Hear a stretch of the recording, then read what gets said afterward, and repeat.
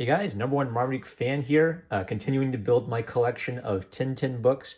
By the way, someone pointed this out. Edgemont, the maker of these hardcover books, is a British publisher. So if you are a filthy cheeseburger eating American like me, you probably haven't seen these before. I think they use pound sterling and some other antiquated Britishisms in the translation. I promise I'm going to try to find the Belgian originals at some point when I'm much, much richer. But I was also surprised by how many people commented and said they had these books as kids, which I didn't have these books as kids.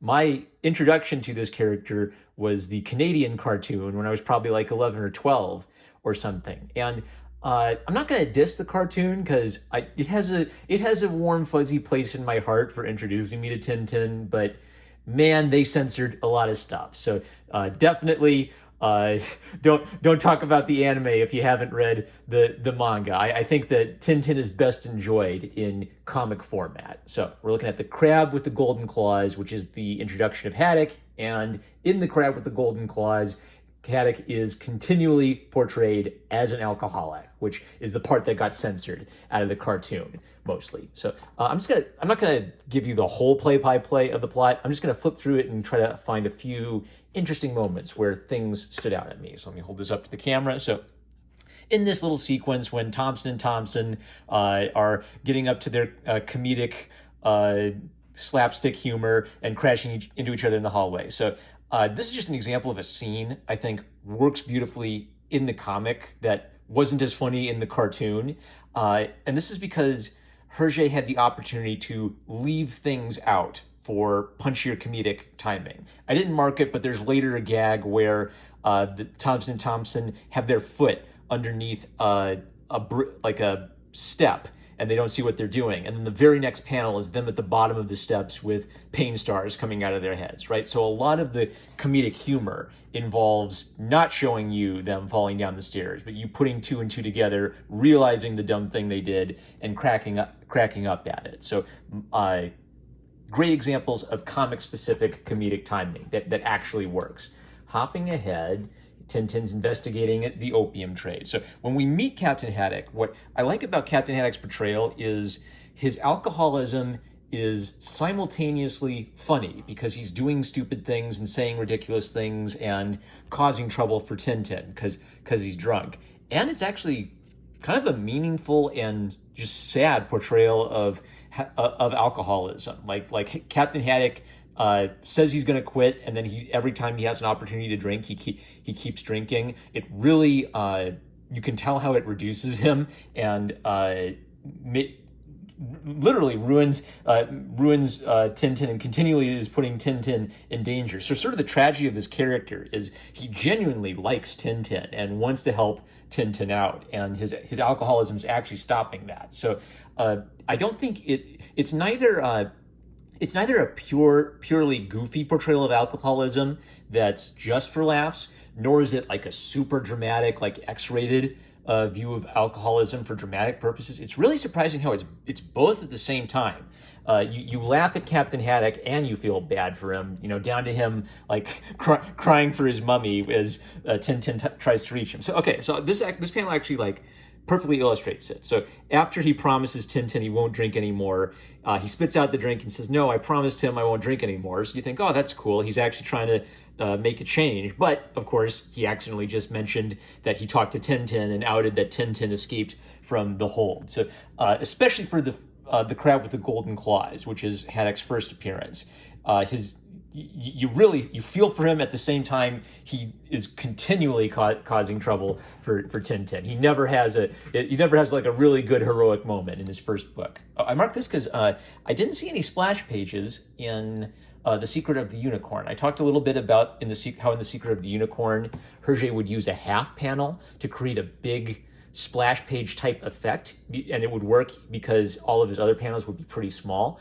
I noticed how in The Crab with the Golden Claws, Hergé used probably like 3 or 4 giant one-page splash pages for a big effect. And again, it works based on the contrast. So if you had a million of these, it would lose the effect. If you have a lot of small pages and then this, you feel the warmth of this based on the fact that it's unusual.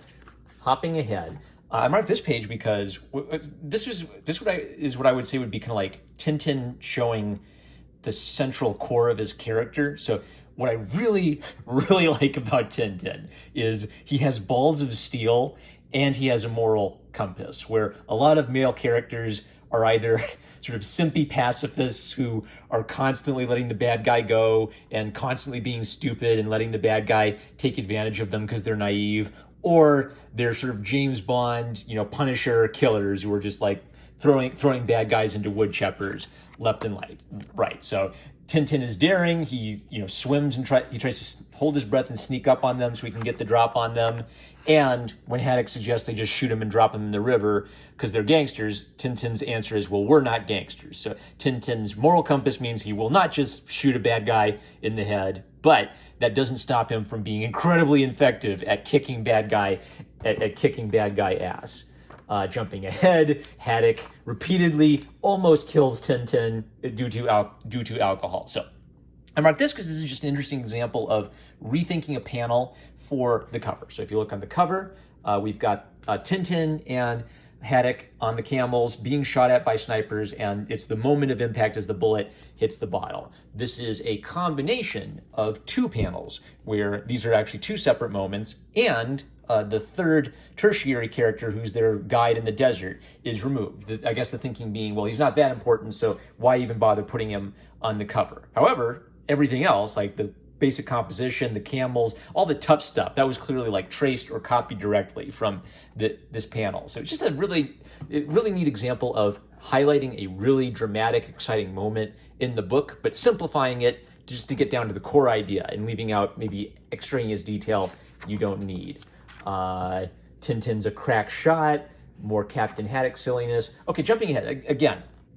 So this little sequence illustrates, I think, kind of the tragedy and comedy of Haddock, where the opium smugglers grab Haddock, they're beating him, they're asking him to give up Tintin, and he hasn't given up Tintin yet. And the second Tintin rescues him, Haddock gets excited and rushes to shake Tintin's hand, forgetting that they're in a life and death situation and making Tintin drop his gun. So, ha ha ha, that's so silly, and he's being an idiot and making things harder for Tintin, but he's also showing a lot of loyalty to Tintin.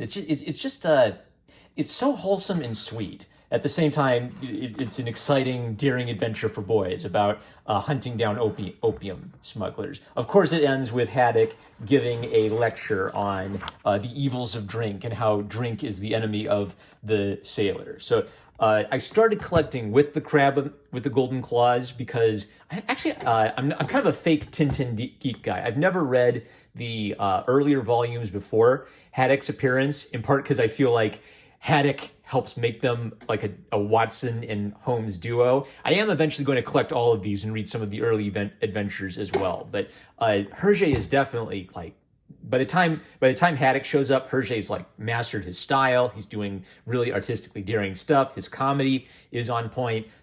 Just deservedly, these are seen as some of the greatest comics of all time. Deservedly so. I loved hearing from people who read these growing up. I'm so excited to return find these as an adult and start building this collection. So I'll keep giving you guys little highlight reels of what I notice as I read the Tintin adventures. So with that, Normal Marmaduke fan, I love you guys. Did you read Tintin growing up? Will you check out Tintin because of this review? Let me know in the comments section. Catch you later.